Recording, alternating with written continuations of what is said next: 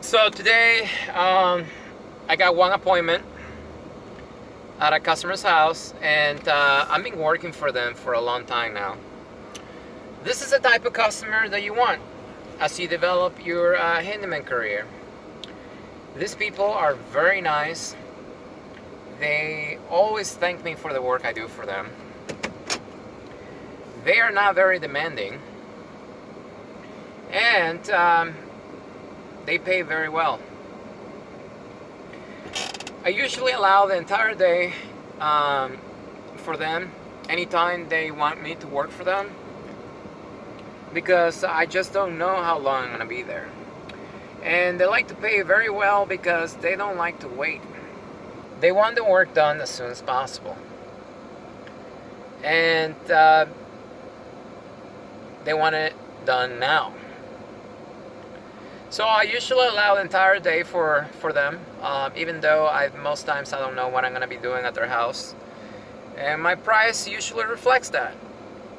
It's fair, but it's not cheap, because I'm literally having to schedule the entire day just for them.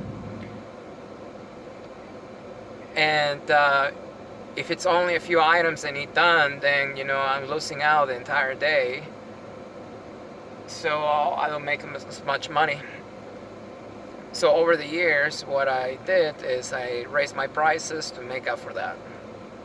And they don't mind, they just pay. So we got a roof leak today, and I'll show you what's going on. I like roof leaks simply because the minute I step on the roof, my prices skyrocket. And then if I sweat more than normal, my price goes even higher. So another thing you gotta keep in mind too is as soon as you get on the roof, liability goes up too. So your chances of dying are gonna be a lot higher. So your prices should reflect that. But normally for roof leaks, I'm clearing at least $1,000 every time that I do a roof leak, and it doesn't really matter how simple it is. And the reason I charge that much, which is not really that much compared to actual companies that specialize in roofing, is because I guarantee my work. So I like to do good work, so that way I don't have to go back. And my customers know that if I fix a leak on the roof, that they know that leak will not come back. And if it comes back, they know I will take care of it free of charge. So they like to pay one time and have the peace of mind, and that's why they don't mind paying. So I'm gonna show you the roof leak, and I'm gonna show you the before and after, and it's not really that difficult. Roof leaks normally require a little above average common sense, and if you have that, you will be successful. I love roof leaks, especially when it rains, because to me they are very easy to fix. You just gotta think outside the box, because sometimes the leak is not coming from where you think it is. And I learned that over the years. It's not something that I was born with knowing. I learned over time. But yeah, I'll show you what's going on. We got a few things going on. The first one is there was actually a broken roof tile right here, and the water was getting under the roof tile and pulling against the piece of wood right here. Now underneath this area there's two pieces of plywood where they come together, and there's a seam in the middle, so the water was just getting through underneath here the wood, because they use nails, and then obviously started leaking underneath it. But I'm the YouTube handyman, so I look past the obvious. Now I can easily patch this area right here and the leak is fixed. Well, one thing I've noticed is normally there's gonna be some water going under the roof tiles. That is normal, a little bit of water, not a lot though. There shouldn't be so much water coming under the roof tiles to the point where there is actually dirt pulling over here where all the pieces of wood are touching on the roof. There's dirt right here. Dirt, like tons of it. That shouldn't be there. That is not normal. A little bit is okay, but this stuff right here, you can see water was coming down, and then anything that dilutes with water is just gonna get carried down the roof, and then as soon as it touches anything that blocks it, all that sediment is actually gonna start concentrating over here, like in this leak. But this stuff is actually going all the way up the roof. And one thing I've noticed is the ridge caps right here, they didn't put any flashing. I mean, this is a guest house, and it was built in 2017, and it's already leaking. So what's going on is when it rains and the water just hits it just right, it will go under this ridge cap right here, and as you can see, it will go down and then under the roof tiles and then run down the entire roof. Now, this is not complicated fix. All I gotta do is flash this over and it will be fixed. It will prevent any future leaks. But you know, I like to do things right, and I like to let you see all the junk down here, that should not be there. That's telling me that the water is getting under it. But when they built this, they didn't think about that because they didn't care. Most builders, they just build stuff good enough to get paid, and they know even if they screw it up like terrible, it's still gonna hold for a few years, which is gonna be past the guarantee they offer new construction. And then this is where you're gonna get a few years down the road. This is very easy to fix. All you need to do is just put flashing over this, so if the water gets under it, it's still gonna run down the roof tiles. Very easy to do. So I'm gonna give the customer an estimate, one for fixing the leak down there, and then I'm also gonna show them what's going on over here and tell them that if they don't get this fixed, sooner or later this water going under the roof tiles is gonna find its way somewhere down here and it's gonna start leaking again.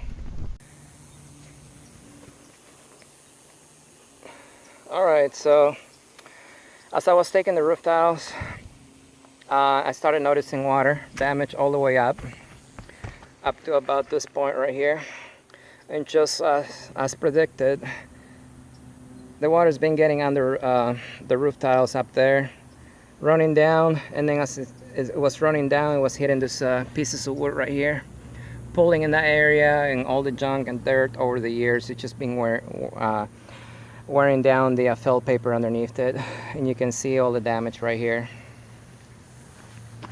So what I'm gonna do is I'm gonna go ahead and replace the felt paper all the way down here, just a big square, and then just fix everything up. Thankfully, the wood underneath it, it has some water damage, but it's only like 1/6 of an inch on the surface. It's not really that bad, and it's actually still solid, so I'm not gonna have to replace it. So I'm about done. This is a about 6x6 area that I patched. Let me show you my handyman work. So I got felt paper. I cut the old one out, and then I tucked the new one under the old one up here, so that way the water just goes right over it.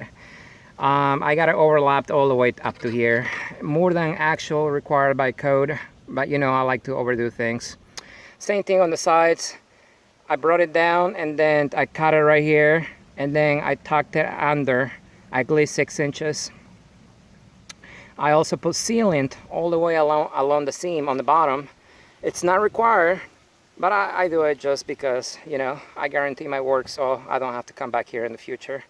And then I got this nails with the plastic washers about every 6 inches or so, except over here every 12 inches. All the way around,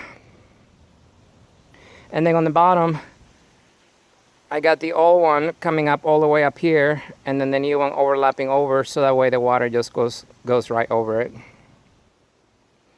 I put a new 1 by well, I cut them to size. I cut them to size 1 by 4s originally. I cut them a little shorter so that way there's room for the water to come down. And then I put about 3 nails each so that way the wood sits flat on the decking. And then over here, what I like to do, I don't know what you guys do, but I like to put a sealant in the front so that way the water doesn't go under and gets in underneath the felt paper through the nail holes. So it's not going to leak here anymore. I did tell the homeowner that he needs to redo the roof. I mean, the whole thing is just falling apart. So I'm only patching this area right here. And then let me show you the weather guards that I was talking about. This is what it looks like. And the way it works is when it rains, the water splashes inside here and then it goes under the roof tiles, and then completely you can see, I mean, dirt and water over the years is gonna wear out your felt paper a lot faster than it's supposed to. This roof is not even 10 years old, guys. I mean, the felt paper should look like this still. But you can tell the difference. All the dirt from the water just going under the roof tiles. This whole roof needs to be redone. I told the homeowner, and he's probably gonna go for it. He probably has another year or two. I went in the attic, and there I didn't see any other water leaks or any water damage on the plywood underneath it. So he can probably go another year or two without having to do it. But he's most likely gonna have me redo the roof. I've never done an entire roof. I like to do patches like this. I don't like doing the entire roofs. But you know what? There's always a first time for everything, and then all it takes is just a few, you know, watching a few YouTube videos, and then I'll be a roofing expert. So no big deal. It's easy work. Anyways, this is it. Let me go ahead and put the roof tiles back on, and then I'll take another video for you guys. All right, it's all done. I think it took me about 4.5, 5 hours. I couldn't find color matched tiles, so this is what you do when you don't find the parts that you need. It's up here on the roof, so it shouldn't be a problem. If it is, I can always paint them, but I've never had a problem in the past. I installed some of the weather guard that I told you about, just about 10 feet worth of it, which is the area that I just patched. So once the water hits this area, it'll hit the plastic and then it'll just come back down instead of going in and under the tiles. Now that area back there, it still doesn't have any weather guard. So I told him it's not worth it to put it on right now, because the roof, it just needs to be replaced. So that's something that can be done when I redo the roof. I put the ridge caps back on, and since you can't nail them,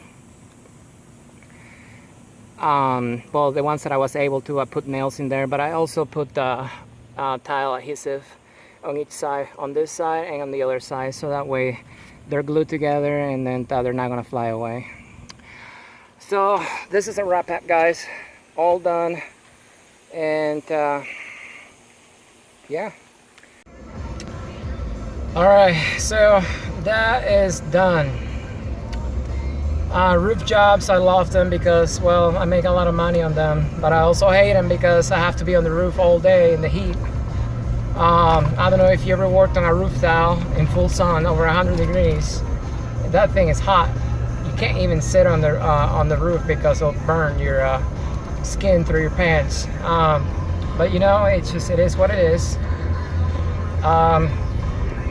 So that job originally, when I first started, it was cloudy.